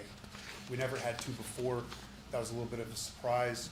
I am working on something will probably reduce our budget with that a little bit, and that's cremation.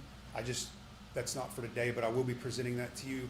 It's actually going to be cheaper to do that route than it is to take everything. I was gonna there. ask you that. Yes. I mean, Well, they do wildlife, some of the wildlife. A lot I don't of know vets about do. deer, but they do some of the wildlife for free. So we would just be paying for any dogs and cats that we needed to do. So I think it would be cheaper. They also pick them up. So also a little bit of unknown. We have not been in this building very long. You know, we do have a larger dumpster than we had before, which we needed. It's just, that we were pushing the limits with the other one. It was a very small one. So that's a little more expensive. I don't know totally hopefully our water bill is a lot less since we have our rainwater and everything, but I just don't know what it's gonna look like between some of these utility bills of this new building. So I think that increase is probably a good idea just because I just don't know yet. Well, thanks for the heads up. Yes, sir. Because and FY, we've been in there about 3 weeks, fully functional, I think. So, let's see here. I have on here, just for Corey's information, that 6,000 in the lease copier there. They did come by and see us a couple days ago, but I don't have the actual numbers yet for what we need. That could change. Yes, and that was actually a guess last year. Right. So, added $3,000 to the capital, let's see here, vehicle lease payments, as recommended by Enterprise. My department has not yet seen what it is like to return a vehicle back to Enterprise to get, so we're still, we still have all the vehicles that we've leased with them, so these payments are still, we haven't seen any, what's the word I'm looking for? None of those vehicles have gone back to Enterprise. We still have them all. So, Well, you haven't retired, you haven't even That's retired correct. these leased vehicles. yes, sir. And once that happens, there are expenses associated. Yes, sir. I understand. There is a vehicle, it is a 2010 Ford F-150 that is, we've had for a long time. We're gonna need to do something with that, and I can work with Enterprise to see what we can do there, and that will probably, hopefully, maybe affect something there. But that's gonna be a vehicle we're gonna need to surplus here pretty soon. But we're not gonna replace it, we've already replaced it by moving vehicles around. Looking at the vehicle insurance, that's a recommended increase by HR when I asked, so that's why it's gone up by $1,106.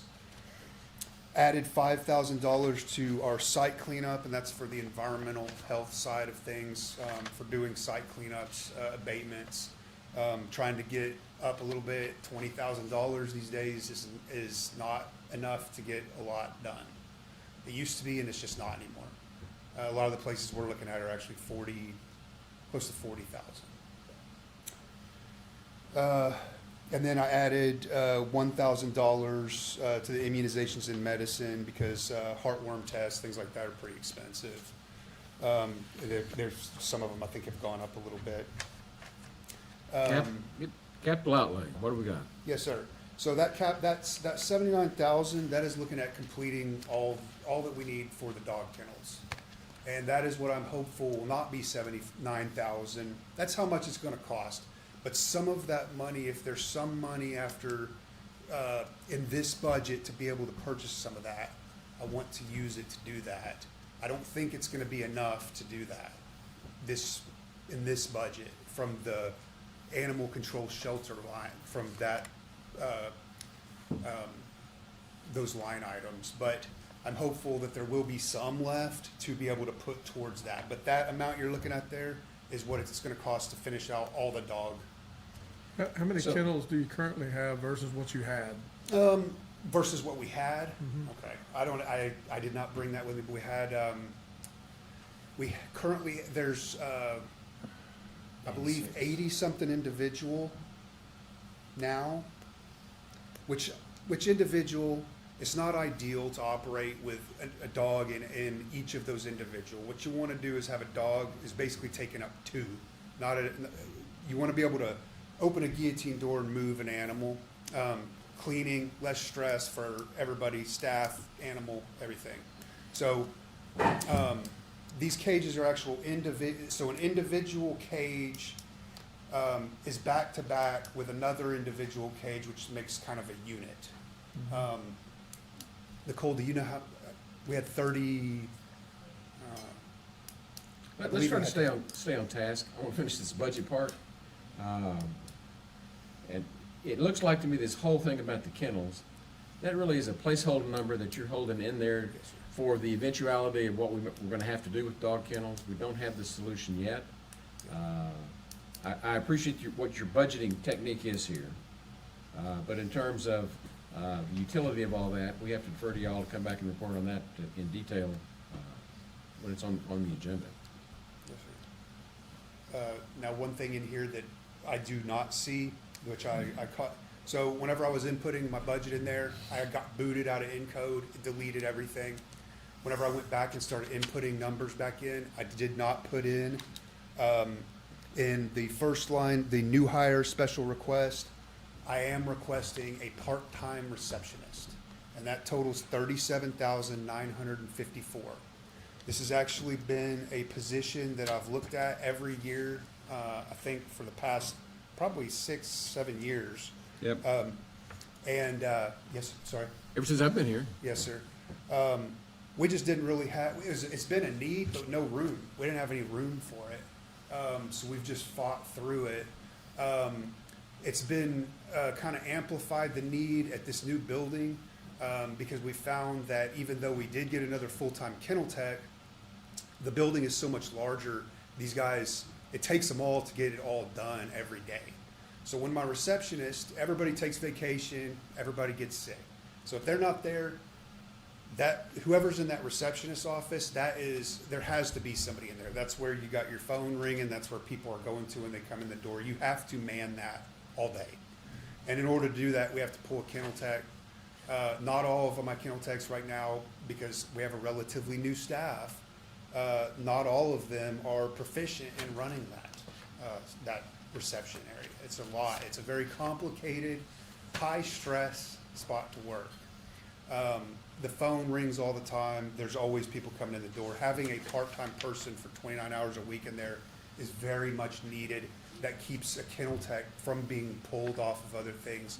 It is extremely detrimental whenever a kennel tech is out sick, and so is the receptionist. What was the number, 37 what? 37,954. That Top is line. with the, and you may have, It's their top line. yeah, that's Oh, I with thought it the said roll, he that's the left it out roll-up totals. Yeah, It's, that's there. It's up there. yeah.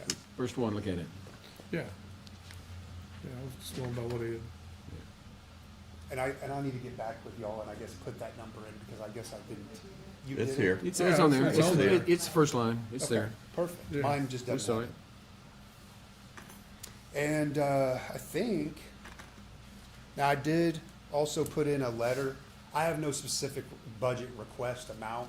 I'm just asking you guys to consider anything for the deputies, any kind of increase. I am at 11 months without one. I have had people apply. None of it's worked out. I have had people apply that aren't certified yet. They just haven't worked out, the ones that I have. But we are at 11 months, being short one. So anything you guys might consider, that'd be great. And I think that that's largely, I think that's about it. Well, Reagan, I want you to know that it's not lost on this court how busy you've been. And we appreciate your efforts here, and we understand these moving parts that we need to find permanent homes for, and just work with us as we go through this process. Yes, sir. Well, I Thank you very much. apologize to anybody over the last couple of weeks that may have been looking for me or trying to get a hold of me. We have been, the moving has been interesting. So, Well, we- but we're getting it. We're getting there. Interesting, We're huh? still moving a few This, things. this, even. this is a thank you from the court. Yes, Thank sir. you. Thank you. You too, Thank you Nicole. all. Okay, That's the judge, one at a time, all the facilities. okay. Now, on the agenda, the next one would be Crime Victims' Rights Coordinator. I believe we have that in our packet. It is within a couple of, less than, about $1,000 as it was last year. I don't think there's any need to review that. That leaves us with the last one now on, before we get to the sheriff, is magistrate. Anything on that? That's not the sheriff's. I know it's not. I'm saying, but do we have anything to present today on magistrate? Any presentations? Well, no one here. Okay, There's no change. okay, no change. We'll leave it the way it is. That technically concludes our agenda for the workshop today, with the exception of the sheriff's office. And Sheriff, what time, we're gonna break for lunch, which we really get to do that, but we get to do it, that's good. What time, I know at least one of us is gone here at noon. You too? Yeah, I've stretched out all the time I'm have available. Okay, and I have a doctor's appointment at 20 more 2. minutes, but Well, So do I. the sheriff's we can start the sheriff's presentation, but I guarantee you, it's more than a 20-minute presentation. I know.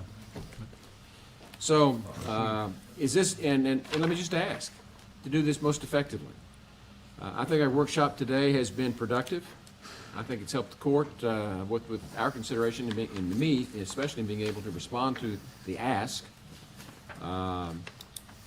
Should we just kind of take the sheriff's presentation and put it off to another workshop? We can do that. That's really more your lead. I'm worried about Open Meetings Act. I've got 2 that are leaving at noon. I'm gone at 2. We really need to have more of us here to sit and listen to your presentation, because believe it or not, road and bridge and providing sheriff services are 2 of our top priorities in the whole world. So, Extremely important, but I did go through it in great detail, hour and a half yesterday. that's up to you. I'm trying to leave this up to you. I'm leaving it discretionary. Till noon. Noon? 15 minutes. And knowing I was gonna go slow. he's individually already briefed us all, which Yeah, is yeah, great. they're where, but we'll go till what, noon, straight up Yeah. noon? Yes, sir. All right, all right. You all right with that, Judge? Roll. Okay, Rock and roll. Larry Letha, Kerr County Sheriff. Wanted to be sure and do that. Anyway, I was telling y'all, I was gonna do a little different this year. I know we got Bubba, who's coming on new. We probably got the other ones watching online. I'm gonna do over 3/4 of the budget. Today I have some of my staff, my division heads here. I don't think I'll need Captain Blizzard, who runs the jail here, but there is a significant price increase in the jail. I want him here to, like Judge, I'm gonna give you the 30,000 foot view, but he can get down in the weeds if needed. Also, I'm gonna give a little bit of it to Captain Gage. We'll talk about the, some of the grants. And Captain Waldrop there will be able to give you a good, I've heard a lot about the enterprise. That's what he's gonna give you a good, quick discussion. I don't know if that'll be today or not, but, kind of explain on trading back. We're fixing to get in the first year of trading back our vehicles. But anyway, we'll start with the jail. Hopefully y'all had some time to review this.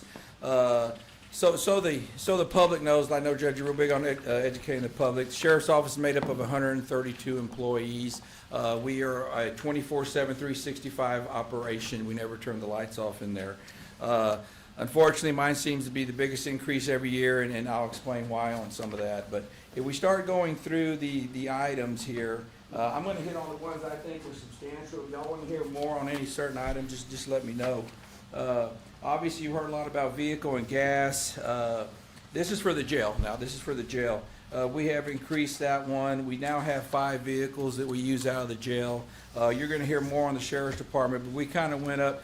We've always done our gas the last several years at $3.50. We were going to go to 4. Y'all know what it is today. We were going to go to 4, but that number was super scary. So we agreed on $3.75 and just pray it goes down. I'm getting, this year, we're getting close. I mean, we'll find some other money to get through this year if we run out. But I want the court and the public to know that it's not only, it's called gas, oil, tires. You know, our oil change on our vehicles now require a full synthetic. Say we get it 4 times a year at $125 a pop. I don't know, it's 20 something, you know. So you'll hear more of that in the Sheriff's Office, but that's why we increased that. That's one of the big ones. Contracted services, that's normal 4% increase every year. That's for WellPath. That's my medical health program in the jail. Utilities, if you've heard a lot, we get the recommendation from HR on that. We increased that. Vehicle maintenance for the jail went up slightly. Maintenance contracts went up, you know, pretty good amount there. Why did that go up is because we have Guardian RFI, which is the jail scanner. What a jail scanner does is, you know, you have inmates in all these different cells, and they have a code out there, and they're required to check them different, depending on what level they are, how check from 15 to 30 minutes, and they have to click on that. And we've kind of, I guess those are kind of the age to replace, so that's why we're going to replace them that starting this year.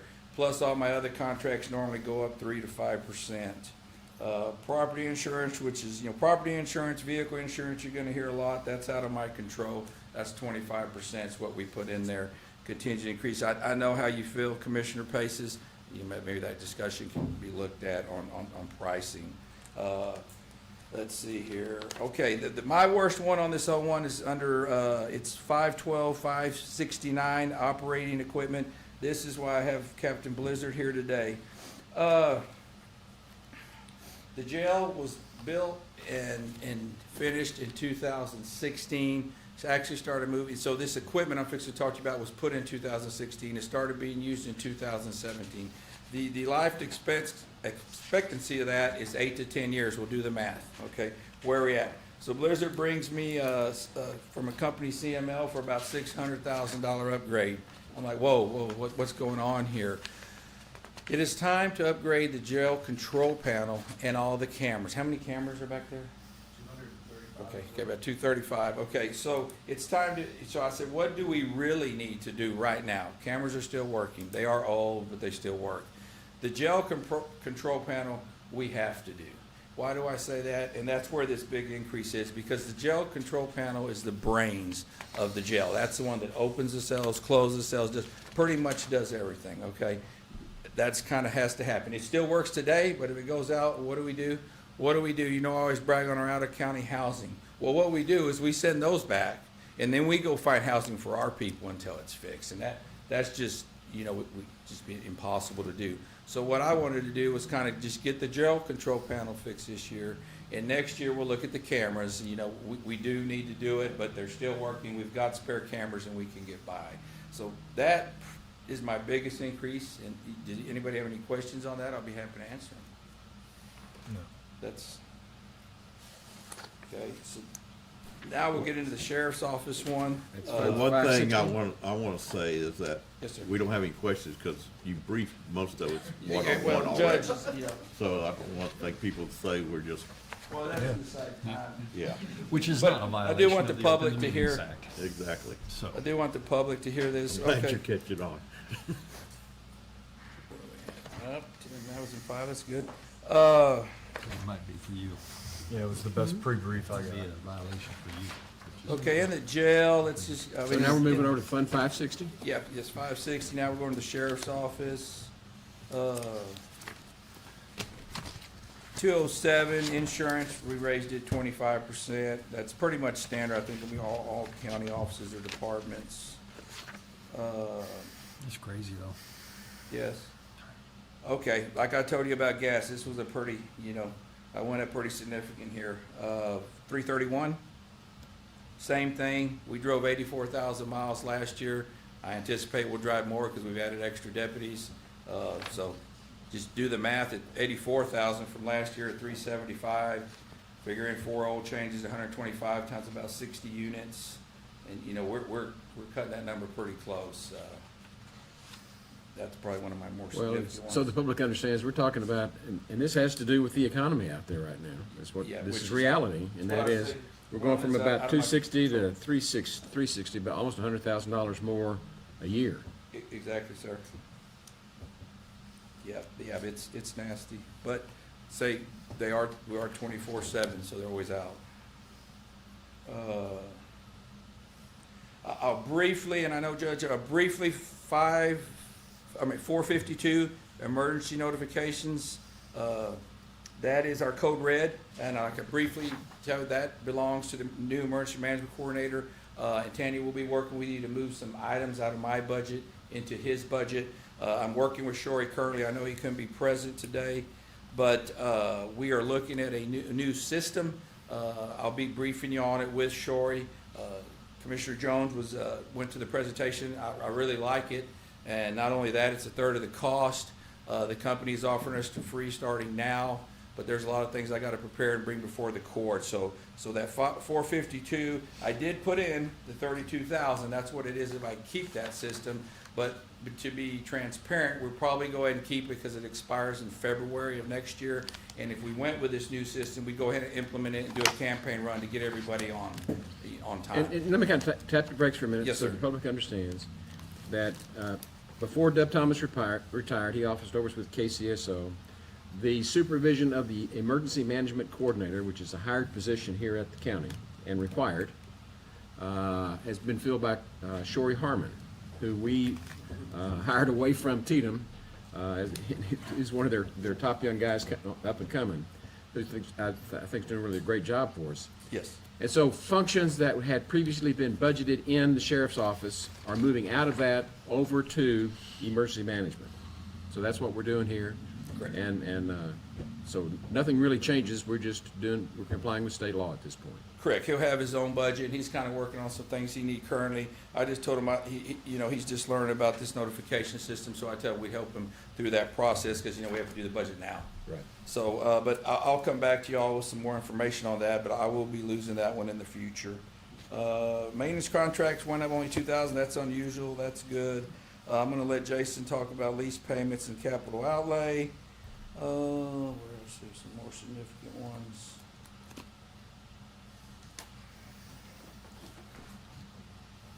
I was able to go down on bulletproof vests. I know I always think about you, Don. Always think about you.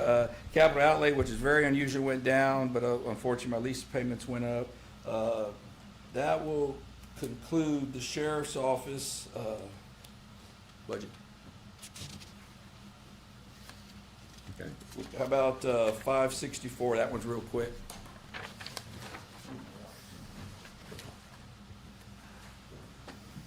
This one here, no change. We'll knock it out. Well, just so the public knows, this is Sheriff's Office Annex. This is the building next to us. The Sheriff's Office pays for all the utilities, which includes all the sheriff's office different divisions. It includes probation and 2 district attorney's office, the 198th and the 216th. But it's the same, so that one's done. Can you get through grants real quick? Yeah, I mean, really, the next one is just grants. Be happy to answer any questions. These are money that come from the outside, not any money that we're asking you for. Just quick overview on the grants. I know we briefed most of the commissioners on that. Only thing I could just talk about the grants, as the grants come up, as they're awarded, is when we kind of create the budget for it. So during budget time, we can't really project, only thing we can do is project the upcoming grant, so we can't actually develop a budget until we're awarded it. Just projected grants that we're looking at that probably will start here in October, that if we get awarded, is Operation Lone Star for 2027. We're looking at maybe projected about $945,000 coming in on that. Operation Stone Garden, Kimball County, we're just waiting for that funding to come in, and that could be projected about $42,729. The criminal justice grant for the Swiftwater boat is probably going to be funded in October. That's $39,000. And then rifle resistant body armor could be projected at another $38,300 as well. And then Senate Bill 22, which usually gets funded in October, and that's the $500,000 that goes to the sheriff's office. So just that's kind of it on grants. Currently, the only active grant we're working right now is Operation Stone Garden, and we have some expenditures about halfway through on that grant. We'll have till the end of August on that. So, any questions about any grants? No? Appreciate it. Thank you. Good job. And moving forward to number 72, donation. I can go through these really quick because these are not, the following ones are not money, I say taxpayer money. These are money that comes from outside sources like our donation funds. These are monies that are donated through the public, $100 here, $50, different amounts. That's pretty much what I have to say about that, you know what I mean? So. Yeah, hard to predict. Yeah, next one we'll go into is SCAP 73. Real quick, SCAP is, always ask, State Criminal Alien Assistance Program. This is monies that come from the U.S. Department of Justice to us to use for training. These amounts vary all the time, different amounts. What we're doing from what we have in there, we put in, it's under expenditures. We're putting $50,000 in there for operating expenses. We fast forward from that. The next one is number 82, my forfeiture account. Forfeiture account is monies that we're getting from different, from different assets, whether it be, vehicles stopped, a different amount awarded to us. So what we did in that money that we have, if you look under expenditures, you'll see on the far right under requested budget, like I said, these are not taxpayer money, this is money from forfeiture. I put $10,000, if you'll go down, $10,000 in office supplies, training, travel, investigations, and then in, let's see, let me get my, kind of confusion there. And then miscellaneous, I put $50,000, and let's see, which one that is, and equipment, $50,000. Just kind of divided that up. So then it will go forward to LEOC, number 77. LEOC stands for Law Enforcement Officer Standards and Education. This is money given to us through the Comptroller's Office for different kind of training. I put $14,000 in the sheriff's training budget for us to be able to use. And that's separate from what you have on training under the sheriff's department budget? Yes, yes. Why are they different? Okay, well, this is money given to us by LEOC. I mean, you know what I mean? So this is a designated account given by that? Yes. Okay. Yeah. Gotcha. Okay, the next one is taxpayer money, number 29.